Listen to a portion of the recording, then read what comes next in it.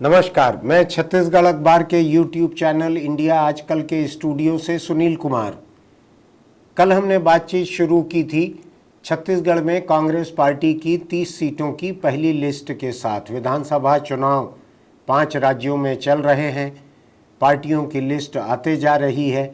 छत्तीसगढ़ में कांग्रेस की पहली लिस्ट कल नवरात्रि के पहले दिन घोषित की गई। सुबह सुबह जब अखबारों ने काम शुरू भी नहीं किया था, उस वक्त अचानक सुबह यह लिस्ट आ गई, बिना किसी प्रेस कॉन्फ्रेंस के, बिना किसी घोषणा के, और लोग हड़बड़ा उठे।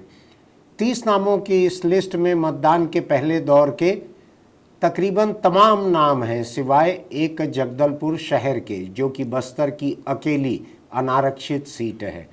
वहाँ का मुद्दा थोड़ा जटिल रहता है हर पार्टी के लिए, चूँकि पूरे बस्तर में एक ही अनारक्षित सीट रहती है, बाकी तमाम आदिवासी आरक्षित सीटें हैं।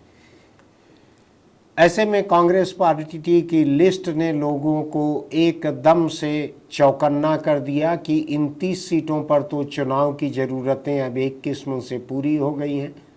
कांग्रेस और भाजपा इन दोनों के तकरीबन तमाम उम्मीदवार इन 30 सीटों पर एक दूसरे के सामने आ गए, तकरीबन तमाम सीटों पर। अब ऐसे में कल हमने बात शुरू की थी इन सीटों के बारे में एक एक करके कि इन सीटों की क्या खूबी है और इनका क्या इतिहास है। इस चुनाव में कांग्रेस के उम्मीदवार किसके सामने हैं, किस पृष्ठभूमि से वो आए हैं और उनकी क्या संभावनाएं हैं, इस पर हमने कल बात शुरू की थी। हम शायद 13 विधानसभा सीटों तक कल पहुंच पाए थे। 40-45 मिनट का ये वीडियो हो चुका था और मेरा गला साथ नहीं दे रहा था, इसलिए हमने इस बातचीत को कल रोक दिया था। वहाँ से हम आगे इस बात को आज बढ़ा रहे हैं। तो कल हमने बात जहाँ पर छोड़ी थी, हम कवर्धा विधानसभा सीट तक की बात कर चुके थे, जहाँ से मोहम्मद अकबर कांग्रेस के उम्मीदवार हैं। उसके आगे की बातचीत के लिए कल की तरह छत्तीसगढ़ अखबार के प्रमुख संवाददाता, राजनीतिक विश्लेषक शशांक तिवारी यहाँ मौजूद हैं, जो छत्तीसगढ़ की 90 सीटों को बड़ी बारीकी से देखते हैं और जिनकी सीट स्तर की जानकारी मुझसे अधिक है, इसलिए हम साथ में इस चर्चा को कर रहे हैं। शशांक, आगे बढ़ते हैं कवर्धा से। अगली सीट है खैरागढ़ जी, कवर्धा के पास की ही है, उसी इलाके की है जी। यहाँ से हैं यशोदा वर्मा। ये देवव्रत सिंह के गुजरने पर जी ये बाई इलेक्शन में जीत कर आई थी। क्या है इनके बारे में, यशोदा वर्मा के बारे में जानकारी? इससे पहले आपको बता दूं, खैरागढ़ सीट क्या है, ज़्यादातर राज परिवार के उसमें रही हुई है। हाँ। ज़्यादातर सीटें पहले देवव्रत सिंह, उससे पहले उनकी मदर रश्मि देवी सिंह, हाँ, यहाँ का प्रतिनिधित्व करती रही है। हाँ। बरसों बाद ऐसा हुआ है, मतलब ये उपचुनाव के बाद, हाँ, कि बीच में कोमल जंगेल भाजपा के थे विधायक, हाँ, और ये जिला पंचायत की सदस्य रही है। हाँ। और उपचुनाव में करीब 20,000 के आसपास वोट से जीत कर आई। हाँ। और उपचुनाव में लेकिन सारे ही उपचुनाव कांग्रेस पार्टी ने जीते हैं। और ये ऐसा है कि इस बार दोनों ही परिवार से, मतलब राज परिवार के कोई सदस्य मैदान में नहीं है। हाँ। भाजपा ने विक्रांत सिंह को चुनाव मैदान में उतारा है। हाँ। और विक्रांत हैं पूर्व मुख्यमंत्री रमन सिंह के भांजे। हाँ। इनके पिता सिद्धार्थ सिंह 2003 में चुनाव लड़ चुके हैं। अच्छा। इसी सीट से। अच्छा, विक्रांत के साथ ये है कि ये नगर पालिका और जनपद अध्यक्ष भी रहे हैं, जिला पंचायत के सदस्य भी रहे हैं और युवा मोर्चा से भी सक्रिय रहे हैं, काफ़ी सक्रिय हैं। अच्छा, जातिगत समीकरण ऐसा है कि यहाँ लोधी बाहुल्य, लोधी समाज का दबदबा है। हाँ। और ये दूसरी बार चुनाव मैदान में उतर रही है, मतलब उपचुनाव के बाद। लोधी बाहुल्य होने के बावजूद इन दोनों बड़ी पार्टियों में से किसी ने लोधी को टिकट नहीं दिया। नहीं दी है, ये लोधी समाज से आती है यशोदा वर्मा। अच्छा जी, उनका नाम ऐसा लगता है कि कुर्मी होंगी, लेकिन है लोधी समाज से। अच्छा, तो अब विक्रांत सिंह जो हैं, इनको लेकर रमन सिंह पर ये आरोप लगा परिवारवाद का, जैसे ही टिकट घोषित हुई। और एक नाम मैं और इसके साथ साथ लेना चाहूँगा कि पंडरिया से भाजपा की टिकट पाने की कोशिश एक महिला और कर रही है, भावना बोहरा। बोहरा। तो जो नाम से तो सरनेम से मुस्लिम नाम लगता है। हाँ। बोहरा बोहरा बोहरा जी। लेकिन वो हैं जैन, जैन, और वो रमन सिंह की भांजी भांजी है, जी, रिश्ते में ऐसा कहा जाता जी, है। जी। नाम चल रहा है, नाम डिक्लेयर नहीं हुआ, जिला पंचायत की सदस्य हो भी। हाँ। और अभी किसी और जातिगत समीकरण को भी देख रहे हैं। तो लेकिन रमन सिंह और विक्रांत सिंह, इन दो के हो जाने के बाद जी। ऐसा लगता है कि भावना बोहरा कितनी भी अच्छी उम्मीदवार रहे, हाँ। उनकी संभावना कम हो जाएगी, कम हो जाएगी, स्वाभाविक कम हो जाएगी। बिल्कुल। दूसरा, जातिगत समीकरण में पंडरिया में जी, भावना बोहरा फिट नहीं बैठती फिट है। नहीं बैठती। वो न राजपूत बाहुल्य है, न जैन बाहुल्य है, कुछ नहीं है वो। इससे कोई फर्क नहीं पड़ता। पंडरिया में मोहम्मद अकबर वहाँ चुनाव जीत चुके हैं, जहाँ मुस्लिम बहुत ही जहाँ कम मुस्लिम गिने बहुत चुने हैं। गिनको हैं। ठीक कह रहे हैं आप। जी। अगली सीट की हम बात करें, थोड़ा आसपास उसी इलाके की है, डोंगरगढ़ से हर्षिता स्वामी बघेल। जी, यहाँ क्या है कि मौजूदा कांग्रेस विधायक है भुवनेश्वर बघेल, हाँ। इनकी टिकट काट कर इनको दिए गए हैं। अच्छा। हर्षिता को। हाँ। हर्षिता जिला पंचायत की सदस्य हैं। हाँ। और आपको याद होगा कि अविभाजित मध्य प्रदेश में एक दलित नेता हुए करते थे, बड़े नाम थे, डॉक्टर तुमनलाल। हाँ। डॉक्टर हाँ, तुमनलाल हाँ। मध्य प्रदेश सरकार में मंत्री थे। हाँ। ये उन्हीं के परिवार से हैं। अच्छा। तो इनके पति सीएमओ हैं। हाँ। और एक खुद जिला पंचायत की सदस्य हैं। हाँ। सक्रिय हैं। हाँ। और भाजपा ने यहाँ से पूर्व विधायक विनोद खांडेकर को उतारा है। अच्छा, अब डोंगरगढ़ में ये है कि बौद्ध समाज की भी अच्छी खासी तादाद है। हाँ। और विनोद खांडेकर पुराने विधायक है, पुराने विधायक है, और ये बौद्ध समाज से आते हैं। हाँ। अच्छा, दूसरी चीज़ ये है कि भुवनेश्वर की टिकट काटने से हाँ। उनके समर्थकों में नाराज़गी है, वो खुद भी नाराज़ हैं। लेकिन जिनकी टिकट काटी है, जिनको टिकट दी है, दोनों बघेल हैं। जी, दोनों एक ही समाज से हैं। तो दोनों एक ही समाज से हैं, तो समाज की नाराजगी उतनी नहीं रहेगी, व्यक्तिगत समर्थकों की हो सकती है। बिल्कुल। ये पहली बार लड़ रही हैं चुनाव, ये पहली बार विधानसभा, लेकिन जिला पंचायत सदस्य हैं, तो चुनाव से परिचित हैं जी। और विनोद खांडेकर का परफॉर्मेंस कैसा रहा है अभी तक, जो कि भाजपा के उम्मीदवार हैं? देखिए, एक बार विधायक रहे बस, और बाद में पार्टी ने उन्हें टिकट नहीं दी। और मिलनसार हैं, पहचान का संकट नहीं है, लोगों से मिलते जुलते रहे।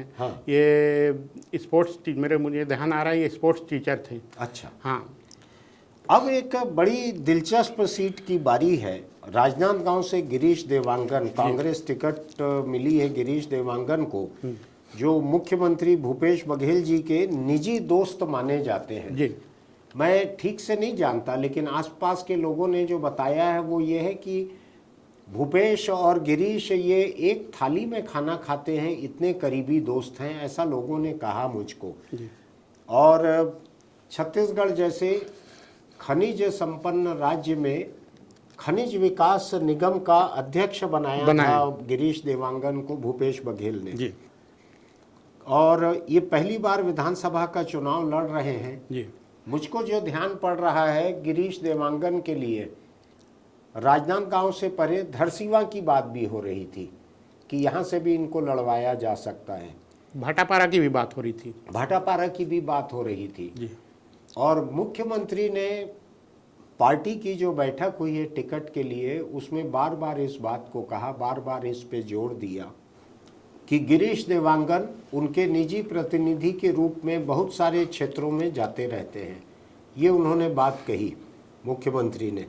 तो मुख्यमंत्री ने अपना खासा वजन गिरीश देवांगन के पीछे लगाया, और जिस तरह से राजनांदगांव में रमन सिंह भाजपा के एक सबसे बड़े उम्मीदवार हैं, एक सबसे बड़े, जो 3-4 लोगों के नाम मुख्यमंत्री के लिए चल सकते हैं चुनाव के बाद में, उनमें से एक हैं डॉक्टर रमन सिंह। शांत रहते हैं, कोई दावेदारी करते नहीं है, खुद होकर बढ़ चढ़ कर बोलते नहीं है, लेकिन अगर भाजपा को बहुमत मिलता है तो रमन सिंह को अनदेखा करना मुश्किल होगा भाजपा के लिए। ऐसे रमन सिंह के सामने गिरीश देवांगन को उतारा गया है, जिनका राजनांदगांव से शायद कोई रिश्ता नहीं रहा है पहले। हाँ, सीधा रिश्ता नहीं रहा है।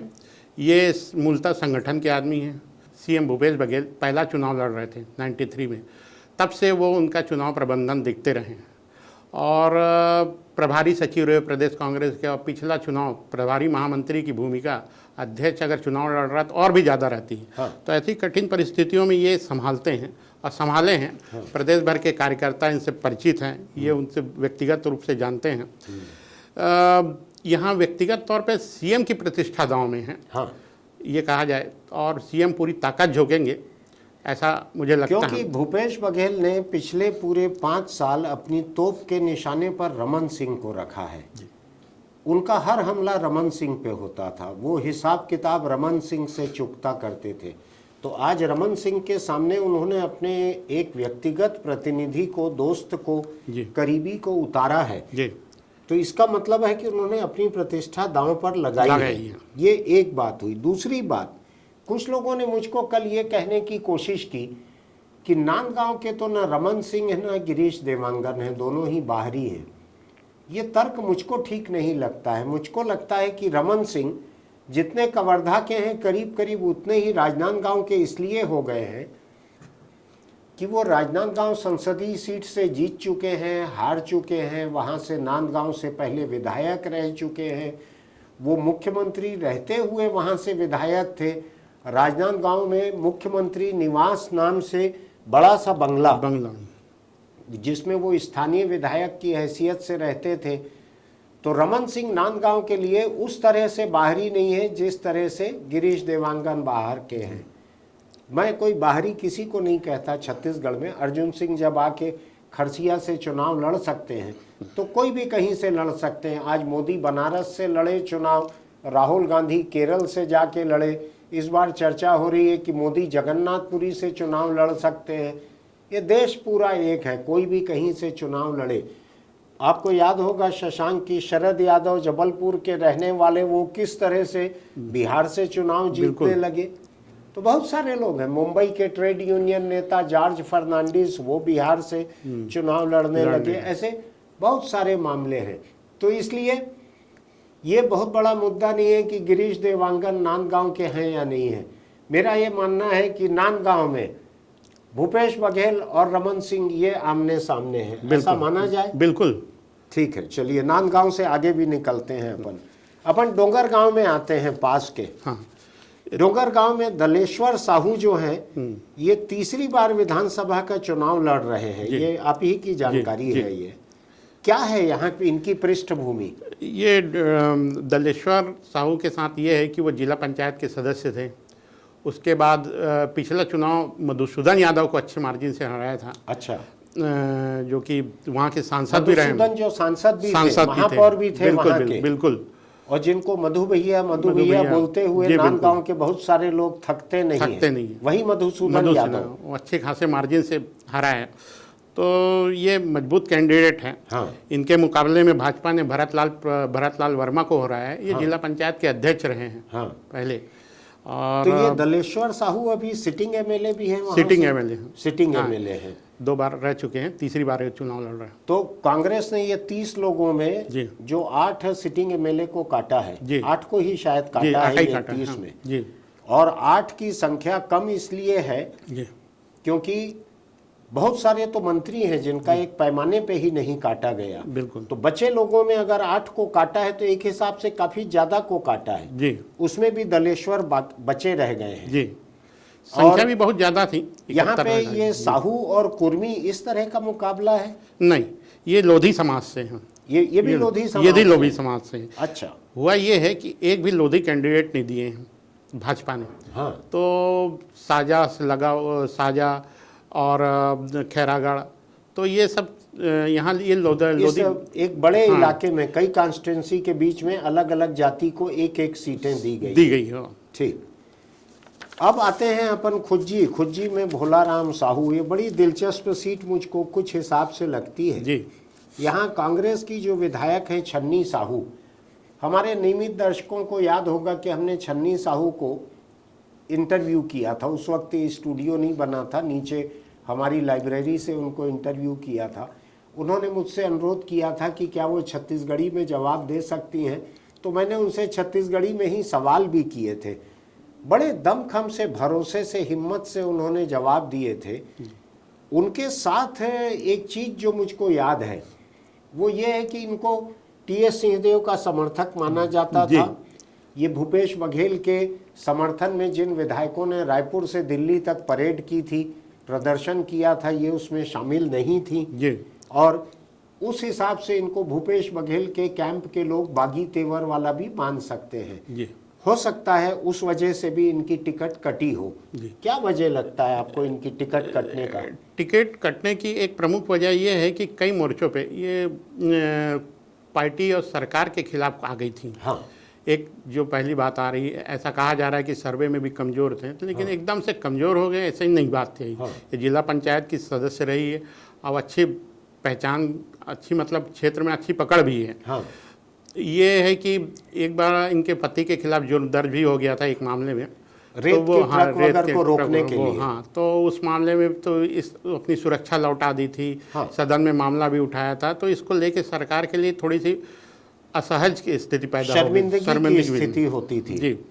तो अच्छा, ये टीएस सिंहदेव के साथ जो दो विधायक खुल के साथ थे, एक शैलेश और शैलेश पांडे और छन्नी साहू, तो कुल मिला के एक वजह ये भी थी, ऐसा माना जा रहा है कि छन्नी साहू के टिकट कटे। दूसरा एक चीज और मुझको जो पता लगा है वो ये है कि 2018 में विधायक थे वहां के भोलाराम साहू, जिनको अभी टिकट दी है पार्टी ने, और सिटिंग एमएलए की टिकट काट कर छन्नी साहू को टिकट दी थी। और बाद में भोलाराम साहू को लोकसभा का चुनाव लड़वाया गया।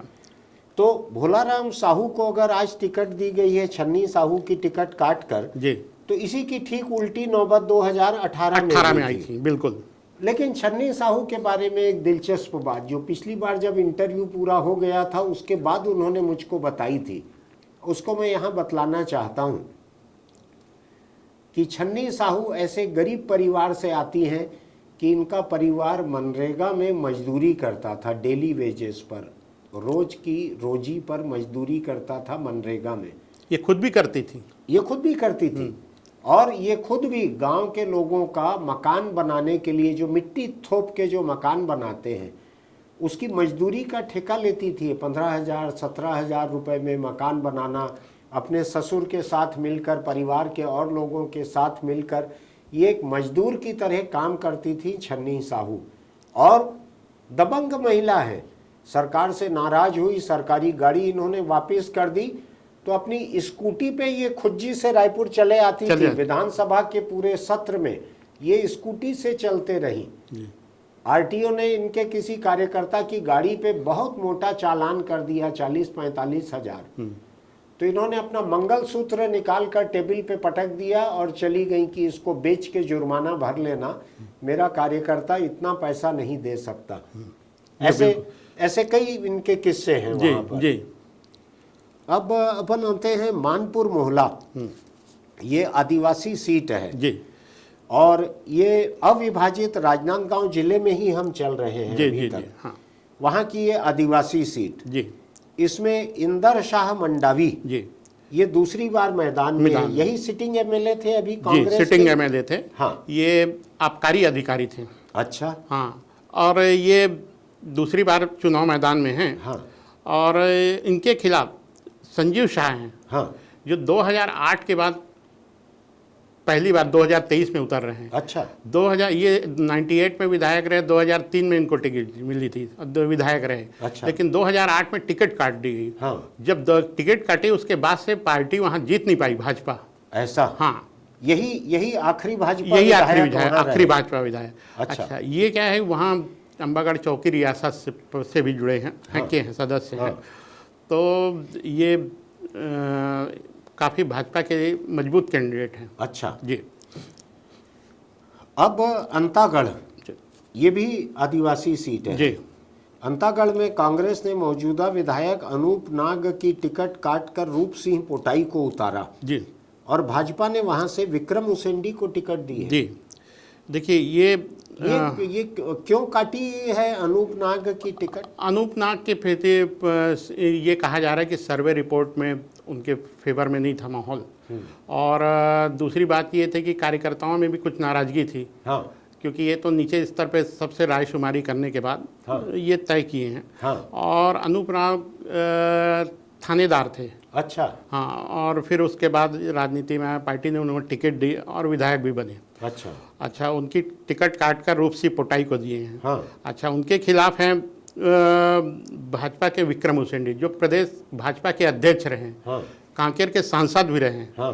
और ये 2-3 बार विधायक भी रहे अंतागढ़ से। अच्छा। हाँ, यानी कमजोर कैंडिडेट नहीं है। अच्छा, यहाँ इंटरेस्टिंग ये है कि पहले यहाँ कुछ मामला कुछ इस तरह का हो सकता है, कुछ निर्दलियों की गुंजाइश भी दिख रही, जिसमें ये कहा जा रहा है कि मंतूराम पवार चुनाव लड़ सकते हैं, पूर्व विधायक। अच्छा। हाँ, तो ये अंतागढ़ से ही? अंतागढ़ से ही। तो अभी यहाँ थोड़ा सा मामला दिलचस्प हो। ये अंतागढ़ हम राजनांदगांव को छोड़ के अब बस्तर में एंटर कर गए लिए, जी, है ना जी। और मंतूराम पवार का इतिहास जो है, जी, जो अंतागढ़ में एक समय कुछ हुआ था। हाँ। क्या घटना थी वो? टेप कांड था, जो कांग्रेस ने उपचुनाव में उनको प्रत्याशी बनाया गया था। हाँ। तो वो आखिरी नामांकन वापस ले लिए थे। उसमें बीच में अजीत जोगी, अमित जोगी, डॉक्टर रमन सिंह, सबका नाम आया था। डॉक्टर रमन सिंह के दामाद का भी नाम था शायद, डॉक्टर पुनीत गुप्ता का। जी। इन सब लोगों के बीच टेलीफोन पे तरह तरह की बात होती थी। जी, जी। खरीदी की, बिक्री की, फिर मुणत के बंगले के पास में कोई पैसा दिया गया, लिया गया, ऐसी भी चर्चा थी। बिल्कुल। एक बस्तर के किसी मुस्लिम नौजवान नेता का भी नाम उसमें आता था। जी, अमीन मेमन का। जी। वो भी इस रुपए के लेन देन में कहीं पे शामिल थे, ऐसा कहा जाता है। ये फिर मामला पहुंचा कहाँ था? अंतागढ़ टेप कांड। फिर वो टेप कांड आ गया, फिर कोर्ट में मामला अभी पेंडिंग है। ऐसा? हाँ, चल ही रहा है अभी। हाँ, तो वही अंतागढ़ है ये जी, जो इतनी चर्चा में आ चुका है।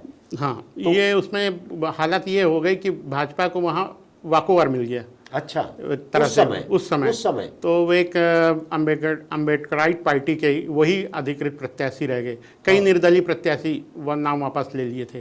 तो ये छत्तीसगढ़ की राजनीति में ऐसा पहले बार हुआ। मंतूराम पवार जो है जी, जो उस समय कांग्रेस कैंडिडेट थे जी, और जो बैकआउट कर गए, जी, पार्टी को धोखा दे दिया, जी, जो तथ्य सामने आए उस समय रिकॉर्डिंग वगैरह, उसके हिसाब से उन्होंने अपनी आत्मा एक किसी रकम के लिए बेची, इस तरह की चर्चा थी। जी। तो अभी उनकी आत्मा या उनकी काया कौन से पार्टी में है?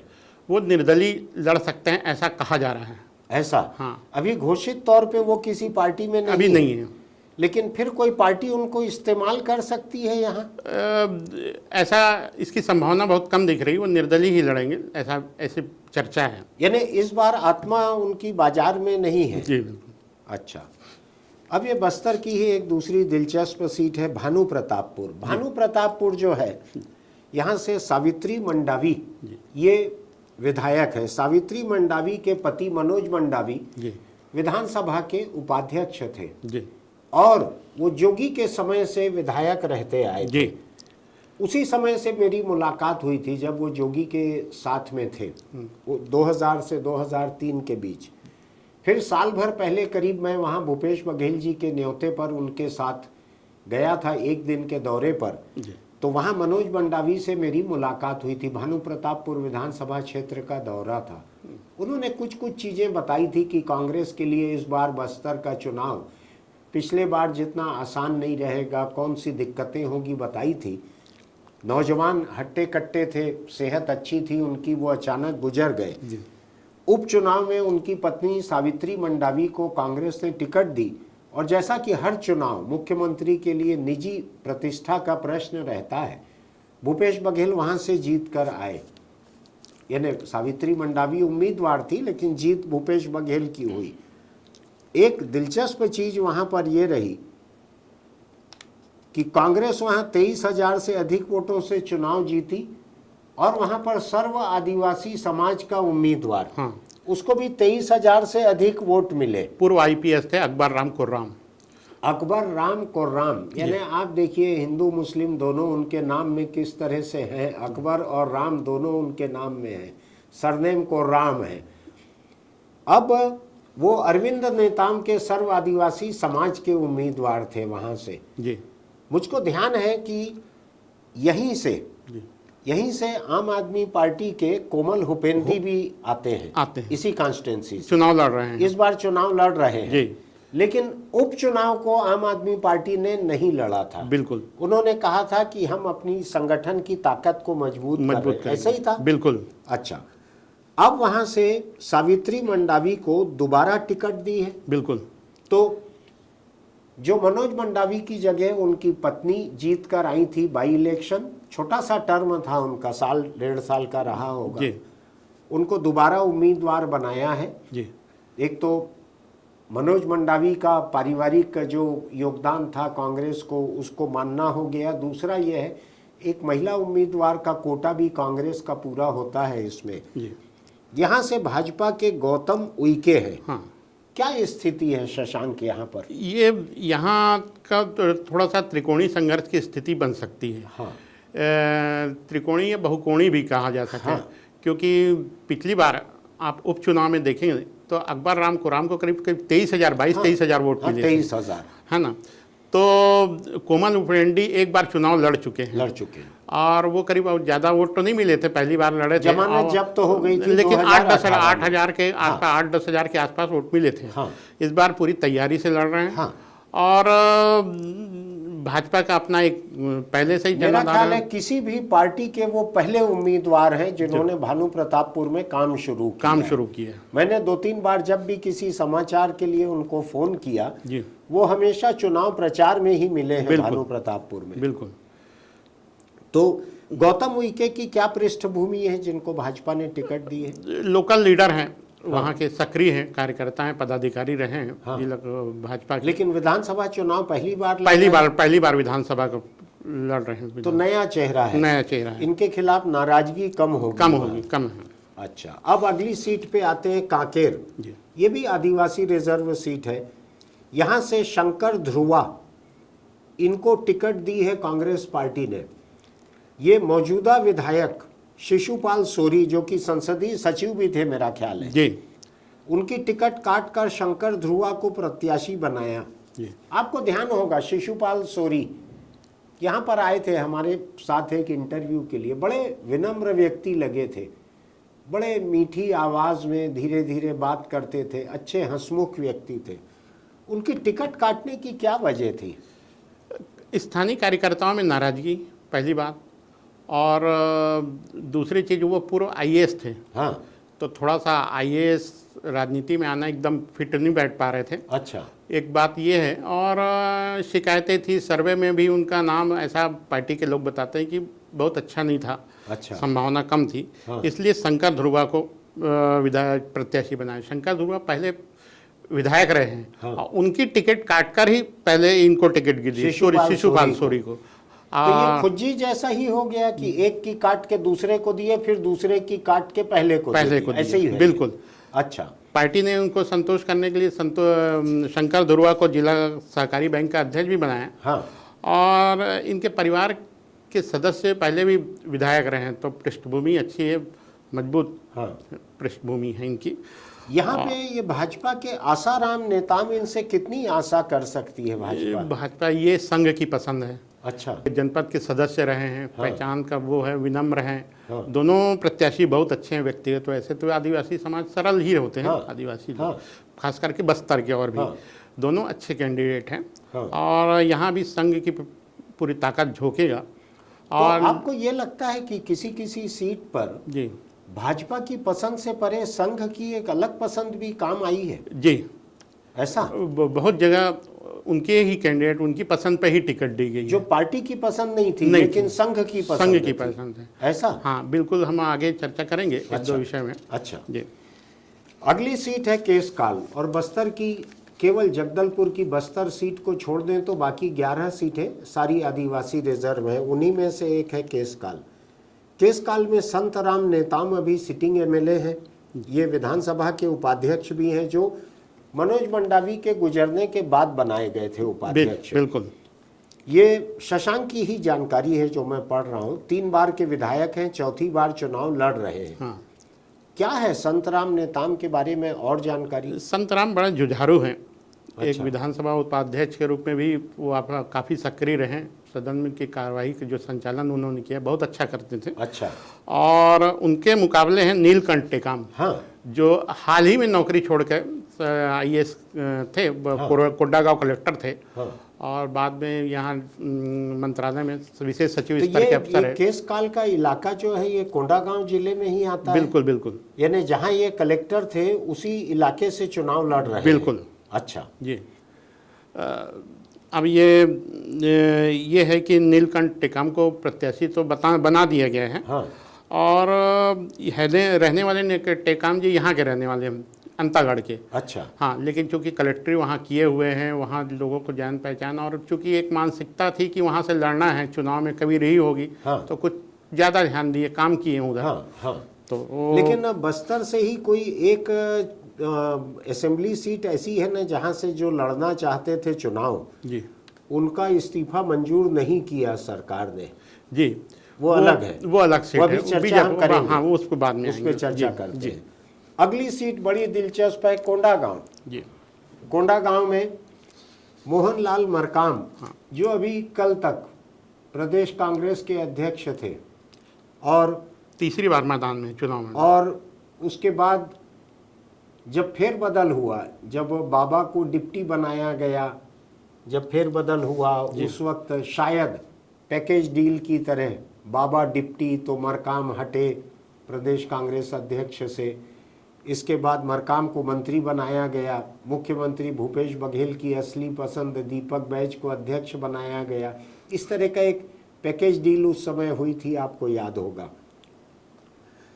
तो मोहन मरकाम, उनके मन में भी मंत्री बनने की इच्छा रही होगी। मैंने देखा है प्रदेश अध्यक्ष कई लोग नहीं रहना चाहते, मंत्री पता नहीं क्या था इनका। और मोहन मरकाम के बारे में कांग्रेस संगठन के भीतर एक तबका जो है लगातार सक्रिय रहता था। मोहन मरकाम के बारे में कुछ जानकारियां लीक होके इधर उधर से आती थीं, कुछ शिकायतें आती थीं, कार्रवाई कुछ नहीं हुई। सत्तारूढ़ पार्टी के थे वो, अभी मंत्री हैं वो। अब वो चुनाव लड़ने जा रहे हैं, तीसरी बार लड़ेंगे चुनाव। ये संगठन से आए हैं कांग्रेस के। दूसरी तरफ भाजपा के संगठन में प्रदेश से जो सबसे ऊंचे दर्जे पे कोई महिला है, लता उसेंडी, भाजपा की राष्ट्रीय उपाध्यक्ष है रमन सिंह और सरोज पांडे के साथ साथ। बिल्कुल। बस्तर से सबसे बड़ी पदाधिकारी है भाजपा की है जी, लता उसेंडी। ये पहले भी रह चुकी हैं, विधायक और मंत्री रह चुकी हैं। पहले भी विधायक रह चुकी, मंत्री रह चुकी हैं, और आपस में टकराते रहे हैं ये लोग। इन दोनों का पहले भी मुकाबला हो चुका है। ये क्या स्थिति रहेगी यहाँ पे, क्या दिख रहा है? पिछले चुनाव में मरकाम जी बहुत कम वोट से जीते थे। बस्तर के जो सीटें हैं, 12 सीटें, उनमें से सबसे कम वोट से शायद यही थे। अच्छा। मोहन मरकाम जी। अच्छा। प्रदेश अध्यक्ष बने तो उसके बाद सीएम के साथ तालमेल बहुत अच्छा नहीं रहा। संगठन और सरकार के बीच एक विभाजन साफ दिखता था। हालांकि भारत जोड़ो यात्रा में राहुल गांधी के साथ कदम ताल इनका बहुत अच्छा रहा। वहाँ शायद सबसे लंबा चलने वाले ये नेता रहे, बड़े नेता। उस समय ये खबर सामने आई कि 40-50 किलोमीटर तो पैदल एक दिन में चल लेते। बिल्कुल। अपने इलाके में भी बिल्कुल ऐसी थी चर्चा। बिल्कुल बिल्कुल। और ये LIC एजेंट है। अच्छा। हाँ, तो LIC एजेंट रहे तो उनका अपना एक अलग नेटवर्क है। अच्छा। तो बड़ा जमीनी आदमी है, विनम्र है। और इतना सब होने के बावजूद दोनों प्रत्याशी वो भी विनम्र है। लेकिन इस चुनाव में उनकी जीवन रक्षा हो पाती है कि नहीं, ये अभी देखना दिलचस्प है। कुछ लोगों का कहना है कि उनकी जीवन रक्षा मुख्यमंत्री के हाथ में रहेगी। बिल्कुल। ये प्रदेश अध्यक्ष रहते हुए मुझे याद है विधानसभा में DMF के मसले पर सरकार को घेरने में पीछे नहीं रहे। ऐसा? हाँ, तो वो लेकिन अब उसी सरकार की मदद इनको लगेगी चुनाव बिल्कुल जीतने बिल्कुल के बिल्कुल लिए। बिल्कुल। यानी मुख्यमंत्री अगर ताकत नहीं लगाएंगे इनको जिताने में जी, तो मुश्किल है थोड़ा, इनका थोड़ी समस्या होगी इनकी। चलिए अगली कॉन्स्टिट्यूंसी नारायणपुर विधानसभा। नारायणपुर भी बस्तर की एक आरक्षित विधानसभा है, आदिवासी इलाका है। यहाँ पर मौजूदा विधायक चंदन कश्यप को फिर से प्रत्याशी बनाया गया है और भाजपा के प्रत्याशी यहाँ पर पिछले मंत्री रह चुके रमन सिंह सरकार में केदार कश्यप हैं। जो मुझको ध्यान पड़ता है कि केदार कश्यप का परिवार, उसमें बलिराम कश्यप सांसद रहे, बड़े नेता रहे वहाँ के।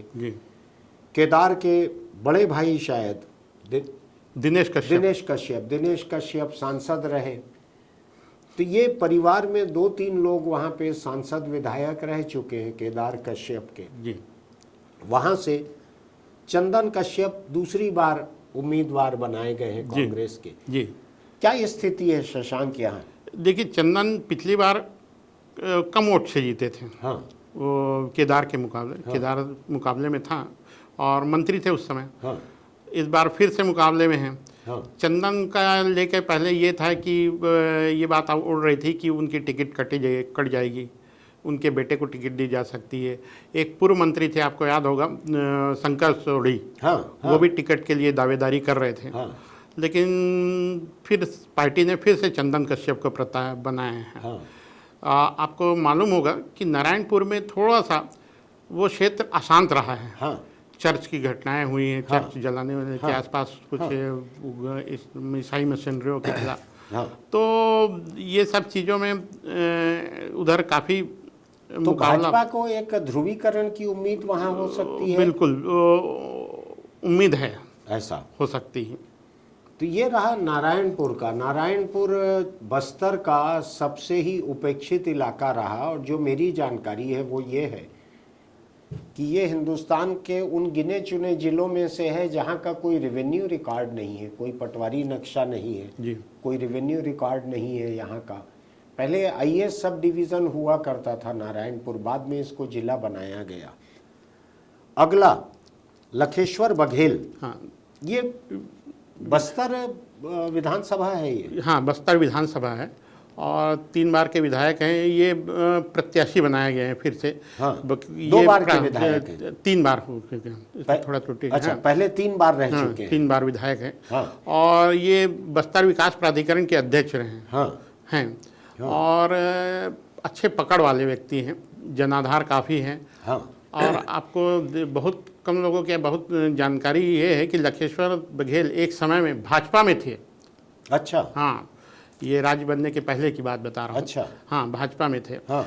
और जो भाजपा प्रत्याशी हैं मनीराम कश्यप, हाँ। उनके नज़दीकी रिश्तेदार हैं। अच्छा। हाँ, तो घर के भीतर ही झगड़ा है। घर के भीतर ही झगड़ा। ये सिक्का उछाल के वहाँ निपटा सकते हैं, कम खर्च में निपट जाएगा। हाँ। लेकिन मुझको लखेश्वर बघेल नाम से एक चीज़ और याद पड़ रही है जी। जो रायपुर के एक बड़े कारोबारी के पैसों से खूब सारी जमीन खरीदी गई, करोड़ों रुपए की, उसमें लखेश्वर बघेल का नाम आया। जी। ठीक है ये जानकारी? जी जी। इनकम टैक्स ने उस पूरी जमीन को जब्त कर लिया। उसके खिलाफ एक पिटीशन, जो इनकम टैक्स के तहत एक प्रक्रिया है, वो अपील की गई है लखेश्वर बघेल की तरफ से। और मुझको अगर ठीक से ध्यान पड़ रहा है तो मेरे ऑफिस में इतना मोटा एक पुलिंदा है इनकम टैक्स के कागजात का कि लखेश्वर बघेल के उनके परिवार के नाम से कैसे करोड़ों की ज़मीनें किसी कारोबारी ने खरीदी, और लखेश्वर बघेल उसको बतला नहीं पाए कि ये पैसा कहाँ से आया, क्या हुआ, तो इनकम टैक्स ने उसको जब्त कर लिया है। ये है जानकारी आपको? हाँ, कुछ जी। तो ये ऐसा किस्सा भी है इनके पास। तो उससे कम से कम एक चीज़ साफ होती है कि वहाँ चुनाव में खर्च की कमी इनको नहीं रहेगी, ऐसा लगता है मुझको। अब अगले में आते हैं हम, जो प्रदेश के सबसे चौंकाने वाली सीट है और बड़ी महत्वपूर्ण सीट भी है जी। चित्रकूट सीट जो है बस्तर की, इसमें दीपक बैज जो अभी सांसद हैं कांग्रेस पार्टी के। प्रदेश के 11 में से कुल 2 सांसद कांग्रेस के हैं, एक कोरबा से डॉक्टर ज्योत्सना महंत, एक दीपक बैज बस्तर से जी। 2 अलग अलग सिरों पे हैं जी। इन्हीं दोनों जगहों पे अमित शाह इन्हीं लोकसभा सीटों पे एक से ज़्यादा बार आ चुके हैं, या कम से कम एक बार तो आ ही चुके हैं। जी। दीपक बैज जो हैं वो पहले विधायक रहे आए, उसके बाद उन्होंने लोकसभा का चुनाव लड़ा। 2 बार विधायक थे ये। जी। 2 बार विधायक थे, उसके बाद लोकसभा का चुनाव इनको लड़वाया गया जिसमें जीत कर आए। ये बड़ा महत्वपूर्ण है। 11 में से कुल 2 सांसद, जिसमें से एक दीपक बैज, ये जीत कर आए। और इनके लोकसभा में जाने की वजह से जो विधानसभा सीट खाली हुई थी, जी उस सीट पर राजमन बेंजाम को लड़ाया कांग्रेस ने। जी। और जैसे कि सारे बाई इलेक्शन छत्तीसगढ़ के सत्तारूढ़ कांग्रेस ने जीते, तो चित्रकूट से भी कांग्रेस उम्मीदवार राजमन बेंजाम विधायक बने।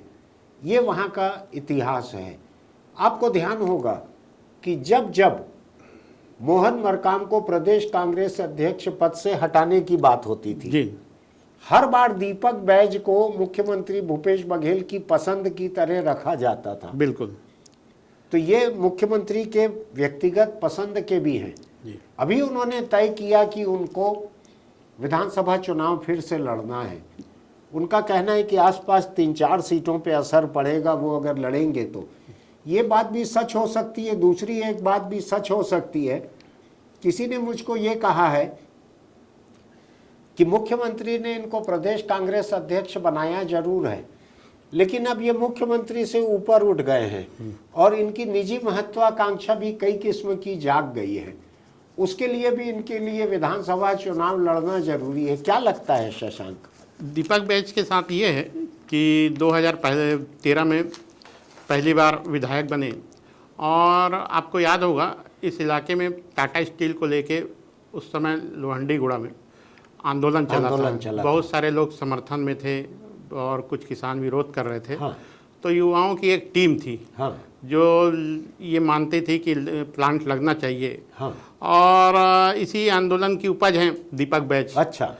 फिर ये विधायक बने 2013 के चुनाव के पहले की बात है। तब ये लीडर बन चुके थे। तब लीडर बन चुके थे टाटा समर्थक आंदोलन के। फिर उसके बाद ये आगे पार्टी ने उनको टिकट दी, उनके जुझारू हैं, उनके पास टीम वर्क है। हाँ। और फिर विधायक भी बन गए। हाँ। 2018 में दूसरी बार जीत के आए। हाँ। अच्छा, आपको याद होगा कि अभी हाल में भाजपा में एक बड़े नेता नंद कुमार साय जी प्रवेश किए। हाँ। भाजपा से तोड़ के कांग्रेस में आए। हाँ। तो बाकी ने लाने में बड़ी भूमिका निभाई, उसमें दीपक बैज भी थे। अच्छा। और अचानक अपने बंगले से बाहर कहा जाता है कि अब नहीं थे, मुलाकात नहीं हुई। तो वो दीपक बैज के घर में थे। किसी बहुत ये प्रचारित किया जाता था कि फलाने होटल में, ढेकाने होटल में, फलाने मेयर के साथ थे। बिल्कुल ऐसा नहीं था। जिस समय भाजपा ढूंढ रही थी कि हमारे नेता नंद कुमार साय कहाँ हैं, हाँ, तो वो दीपक बैज के मेहमान थे। अच्छा, बिल्कुल। तो चुनावी नतीजे में इनकी क्या संभावना है? चुनावी नतीजे में ये है कि मजबूत उम्मीदवार तो हैं। हाँ। अब एक सीट हो जाती है दंतेवाड़ा। दंतेवाड़ा सीट ऐतिहासिक इसलिए है कि यहाँ से महेंद्र कर्मा आते थे। महेंद्र कर्मा जिनको बस्तर टाइगर कहा जाता था, जिनके नाम के साथ सलवा जुडूम जैसा आंदोलन लिखा हुआ था, जिस महेंद्र कर्मा को तलाश करते करते करते करते नक्सलियों ने झीरम के हमले में कई लोगों को मारा। जी। महेंद्र कर्मा कौन है? महेंद्र कर्मा कौन है? महेंद्र कर्मा कौन है? तो महेंद्र कर्मा आखिर अपनी गाड़ी से निकल के आए, कहा मैं महेंद्र कर्मा हूँ। तब उनको लेके गए वहाँ से और अलग ले जाके उनको मारा गया। ऐसे महेंद्र कर्मा के परिवार में उनकी पत्नी देवती कर्मा वहाँ पर अभी विधायक हैं जी, कांग्रेस की जी। इनको पिछले बार टिकट दी गई जी। तो देवती कर्मा की जगह उन्हीं के बेटे छबिंद्र कर्मा को जी अभी उम्मीदवार बनाया गया है जी। तो आपको क्या लगता है, माँ बेटे की सहमति है इसमें? जी, परिवार में इनके ऐसा था कि अलग अलग तरीके से विवाद था कि इनकी एक बेटी भी चुनाव लड़ना चाहती थी। हाँ। ऐसी बात चर्चा में आई। हाँ। ये छबिंद्र तो खुल के जाहिर कर चुके थे पिछले चुनाव में। ये इन्होंने अलग से अप्लाई भी किया था पार्टी में। बिल्कुल, माँ के मुकाबले। बिल्कुल। हाँ। तो पार्टी के बड़े नेताओं को हस्तक्षेप करना पड़ा था। हाँ। और फिर इस बार सबकी सहमति से उनको प्रत्याशी बनाया गया है। हाँ। और ताकि परिवार के भीतर मतभेद ना हो। हाँ। और उनके खिलाफ भाजपा ने चैतराम आरामी को टिकट दी है। हाँ। जिले के बड़े पदाधिकारी हैं। हाँ। और लेकिन पहले चुनाव नहीं लड़े हैं। और ये है कि यहाँ से भीमा मंडावी विधायक हुआ करते थे दंतेवाड़ा से। हाँ। तो उनकी डेथ हो गई। हाँ। नक्सली हमले में। और फिर उनकी पत्नी ओजस्वी मंडावी को टिकट दी। वो कम वोट से हारी थी। कि उन्हें खुद को उम्मीद थी कि फिर पार्टी फिर प्रत्याशी मुझको बनाएगी। ध्यान है भीमा मंडावी की बेटी का एक वीडियो भी सामने आया था, हाँ। जिसमें उसने कहा था कि मेरी माँ के हक को जी छीना गया है, मेरी माँ को हक नहीं दिया गया, ऐसा कुछ था। बिल्कुल वही है ना? बिल्कुल भीमा मंडावी की फोटो के सामने बैठी हुई ओजस्वी मंडावी, ये तस्वीरें भी आई थी। जी जी। अब हम आते हैं बीजापुर। बीजापुर बड़ा धुर नक्सल इलाका है, यहाँ लोगों को चुनाव प्रचार करने में दिक्कत भी होती है। यहाँ पे विक्रम मंडावी ये विधायक हैं मौजूदा कांग्रेस के, जी और इन्हीं को दोबारा टिकट दी है पार्टी ने। जी और भाजपा ने यहाँ पे अपने मंत्री रहे हुए, जो रमन सिंह कैबिनेट में मेरे ख्याल से वन मंत्री थे ये एक बार, महेश गागड़ा, नौजवान है ये, और अब यानी अपेक्षाकृत नौजवान है। जी महेश गागड़ा को भाजपा ने फिर उम्मीदवार बनाया है। आपको ध्यान होगा कि छत्तीसगढ़ की भाजपा की जो बड़ी लिस्ट जो आई, बड़ी लिस्ट, उस लिस्ट में रमन सिंह कैबिनेट के बहुत सारे मंत्रियों को टिकट दी गई, जिसको लेकर भाजपा के कार्यकर्ताओं का एक तबका निराश हुआ जी कि ये तो वही सब पुराने माल को नए बोतल में खपा दिया जा रहा है, फिर से टिकट दे दी गई है। वही रमन सिंह, वही अमर अग्रवाल, वही ब्रिजमोहन, वही मूणत, वही केदार कश्यप, वही महेश गागड़ा। तो वो महेश गागड़ा जो है मंत्री रह चुके हैं भाजपा में, वो यहाँ से उम्मीदवार हैं इस बार भाजपा के। पिछली बार कौन थे यहाँ से उम्मीदवार? भाजपा से यही थे हाँ। और भाजपा इस बार वहाँ के हेल्थ ऑफिसर थे, उनको सोच रही थी। हाँ। डॉक्टर पुजारी नाम आ रहा है। हाँ। तो फिर वो उनका इस्तीफा स्वीकृत नहीं हुआ। हाँ। वो हाई कोर्ट भी गए इस्तीफे के हाँ। स्वीकृत हो जाएगा रे। हाँ। उस पर निर्णय नहीं आया, फिर वो अब इस्तीफा नहीं हुआ, तो फिर मजबूरी में फिर से महेश गागड़ा जी को देना पड़ा। तो ऐसा लगता है कि जिनका इस्तीफा सरकार ने मंजूर नहीं होने दिया, क्योंकि सरकार को भी अंदाज था कि वो चुनाव लड़ेंगे भाजपा से और लोकप्रिय हैं, तो वो ज्यादा मजबूत होते इनके मुकाबले, ज्यादा मजबूत होते महेश गागड़ा के मुकाबले। लेकिन महेश गागड़ा भी युवा मोर्चा के समय से देश भर में बहुत सारे नेताओं के संपर्क वाले नेता बिल्कुल बिल्कुल। तो देखना है अब यहाँ पर क्या होता है। आज की चर्चा की आखिरी सीट यह है कोंटा। कोंटा बड़ी दिलचस्प सीट है। यहाँ से जो कवासी लखमा कांग्रेस के विधायक हैं, मंत्री हैं, आबकारी मंत्री और उद्योग मंत्री जी, ये दो बड़े बड़े विभाग के मंत्री हैं। ये अक्सर खबरों में रहते हैं, कहीं किसी के बीड़ी से अपनी बीड़ी जला के पीते रहते हैं, कहीं पे पीने की बात करते हैं कि मैं तो पीता हूँ, कहीं पे बोतल के साथ इनकी फ़ोटो आती है, वीडियो आता है, कहीं ये नाचने लगते हैं।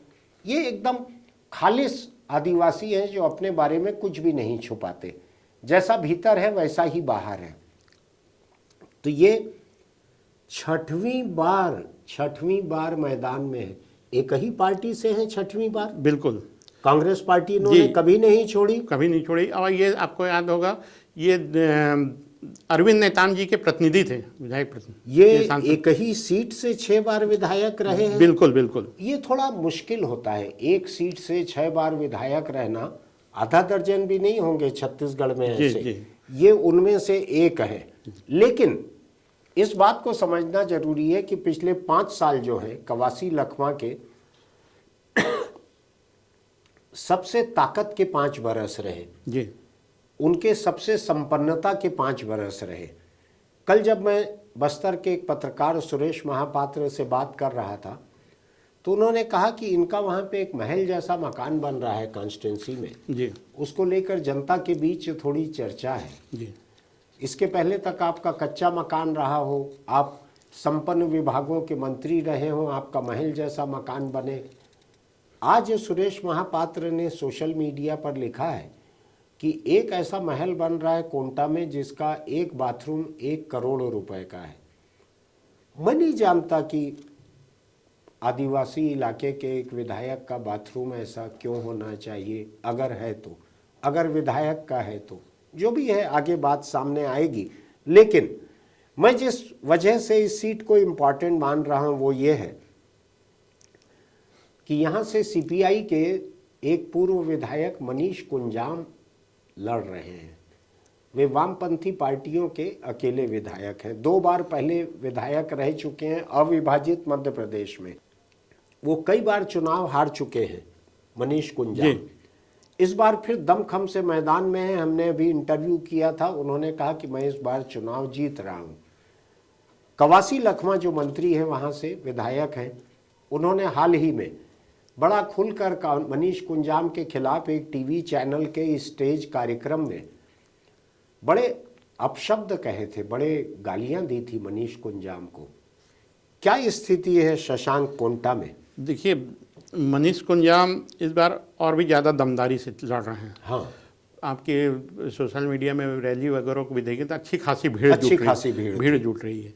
अच्छा, ये 2-3 सीटें ऐसी हैं जहां सीपीआई के दमदार त्रिकोणीय मुकाबला जैसा होगा। हाँ। उसमें से एक दंतेवाड़ा, बीजापुर और कोंटा में तो रहेगा ही स्वाभाविक रूप से। और अच्छा, सभाओं में अभी छोटी छोटी सभाओं में कोंटा, कवासी लखमा मनीष कुंजाम को ही टारगेट कर रहे हैं। हाँ। भाजपा को टारगेट कम कर रहे हैं। हाँ। कुंजाम आएगा, मनीष ऐसा कर रहा है, मनीष वैसा कर रहा है, इस तरह की बातें कर रहे हैं। और इनके बीच में बहुत नज़दीकी मुकाबला होते रहा है। हाँ। तो शुरू के आप देखेंगे जब इनका रिजल्ट आता है कोंटा विधानसभा का, तो शुरुआत के 2-3 राउंड में आप मनीष आगे हो जाते हैं, फिर कहीं बीच में, फिर वो आखिरी में आते आते तक ये इनके फेवर में माहौल आ जाता है। 6वीं बार विधायक हैं, 6वीं बार के चुनावी मैदान में हैं। हाँ। कवासी लखमा, चुनाव मैनेजमेंट इनका बहुत तगड़ा रहता है। हाँ। और हर तरह के संपर्क हैं उनके अपने। हाँ। तो यहाँ ये और हर तरह के साधन भी हैं, हर तरह के साधन भी हैं। हाँ। और इस बार मुकाबला ज़्यादा दिलचस्प होगा। मुझे लगता है कि ये इस बार काफ़ी कड़े मुकाबले में फंसे हैं। ऐसा मुझको भी लगता है। जिस टीवी चैनल के कार्यक्रम की बात कर रहा हूँ मैं, स्टेज कार्यक्रम की, उसमें इन्होंने मनीष कुंजाम को भद्दी भद्दी गालियाँ बकी। मैं थोड़ा हैरान भी हो रहा था कि कैसे किसी ने अपने मंच पे एक ऐसे आदमी को गालियाँ देने दी जो वहाँ मौजूद नहीं था, कोई विरोध भी नहीं किया, लेकिन जो था वो था। अब अगर मान लीजिए मनीष कुंजाम तो सीपीआई का है और वामपंथी होने के नाते वो फटेहाल जैसा कैंडिडेट है, अगर उसका मुकाबला 1 करोड़ के बाथरूम से होता है तो देखना दिलचस्प होगा क्या होता है। हमारी ये सीट चर्चा आज यहाँ पर रुक रही है। कांग्रेस की लिस्ट की तमाम सीटों पे हम चर्चा कर चुके हैं जी। अब ये चर्चा आगे बढ़ेगी जब कांग्रेस की और लिस्ट आएगी, तब आगे हम इसके अलग अलग पहलुओं पर भी चर्चा करेंगे। हमने अभी इन तमाम सीटों की चर्चा कांग्रेस के उम्मीदवारों के हिसाब से की है। केवल कांग्रेस की चर्चा हम नहीं कर रहे हैं, दूसरी पार्टियों की भी चर्चा करेंगे। ये कांग्रेस की लिस्ट की चर्चा है कि कांग्रेस ने जिन 30 लोगों को टिकट दी है उनका क्या हाल है। तो हम आपसे फिर मिलेंगे किसी और लिस्ट को लेकर, इसके बाद आने वाली लिस्ट को लेकर, चुनाव के किसी और पहलू को लेकर। आपको अगर हमारे ये वीडियो अच्छे लगते हैं, हमारा विश्लेषण अच्छा लगता है, तो नोटिफिकेशन की बटन दबाइएगा, सब्सक्राइब कीजिएगा, इसको लाइक कीजिएगा, नीचे टिप्पणी कीजिएगा आपको कैसा लगता है। मैं देख रहा था कल से अभी तक बहुत से लोगों ने टिप्पणियां की हैं। आप टिप्पणी कीजिएगा, आपकी टिप्पणियों से हो सकता है पार्टियों और उम्मीदवारों को भी बहुत सीखने मिले। दूसरी बात, मैं एक छोटी सी अपील आपसे करना चाहता हूं। मैं अभी थोड़े वक्त के लिए, 1-1.5 महीने के लिए, मैं हेलमेट और तंबाकू सिगरेट से परे भी एक अपील करना चाहता हूं। मैं चाहता हूं कि आप वोट डालने जरूर निकले, अपने साथ अधिक से अधिक लोगों को वोट डालने के लिए लेकर जाएं। कई बार ये होता है कि एक अच्छे उम्मीदवार 100, 200, 400 वोटों की कमी से हार जाते हैं। अगर मान लीजिए 100, 50, 500 वोटों की कमी से कोई अच्छे व्यक्ति हार जाते हैं तो इसके जिम्मेदार आप होंगे जो घर बैठे रहेंगे और वोट डालने नहीं जाते। अभी से तैयारी कीजिए। आपके इलाके के चुनाव के दिन अधिक से अधिक लोगों को लेकर वोट डालने जाइए। किसको वोट डालिए इससे मेरा कोई लेना देना नहीं है, आप अपने मर्जी से वोट डालने जाइए। हो सकता है तो अपने व्हाट्सएप लिस्ट में अपने जान पहचान के लोगों का एक ग्रुप बना कर रखिए, उनसे बीच बीच में चर्चा कीजिए कि हमको वोट डालने जाना है। आपको लगता है आप उनसे उम्मीदवार और पार्टी की भी चर्चा कीजिए, लेकिन वोट डालने जरूर जाइए। आप चाहे पार्टी उम्मीदवार देखकर वोट डालें या उनको सबको देखकर फिर नोटा में वोट डालें, वो पसंद आपकी है। वोट जरूर डालें, अभी से तय कर लें, आसपास के लोगों को बताकर रखें कि हमको वोट डालना ही है। फिर मिलते हैं।